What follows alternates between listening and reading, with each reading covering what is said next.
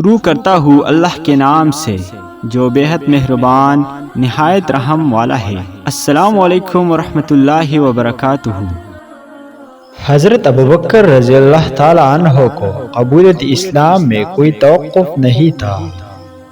سیدنا ابوبکر رضی اللہ تعالی عنہ کا شمار تاریخ اسلامی میں دلاوران تیغ زن میں ہوتا ہے۔ ایک دن قریش کی زبانی ایک بات سنی کہ قریش آپ رضی اللہ عنہ کے گہرے دوست اور ساتھی محمد امین صلی اللہ علیہ وسلم کو لعن طعن کرتے ہیں، تو آپ رضی اللہ عنہ ہوا کی سی تیزی کی طرح آپ صلی اللہ علیہ وسلم کے طرف چلے اور آپ صلی اللہ علیہ وسلم کے سامنے گھٹنوں کے بل بیٹھ گئے اور آپ صلی اللہ علیہ وسلم سے نرمی کے ساتھ پوچھنے لگے، کیا یہ بات درست ہے اے محمد صلی اللہ علیہ وسلم جو قریش کہتے ہیں کہ آپ صلی اللہ علیہ وسلم نے ان کے الہیہ چھوڑ دیے ہیں اور ان کے عقلوں کو ناسمجھ قرار دیا ہے؟ چنانچہ نبی اکرم صلی اللہ علیہ وسلم نے فرمایا، ہاں یہ بات درست ہے، بلا شبہ میں اللہ کا رسول اور اس کا نبی ہوں، اور اس نے مجھے اس لیے بھیجا ہے تاکہ میں اس کا پیغام حق تم تک پہنچاؤں،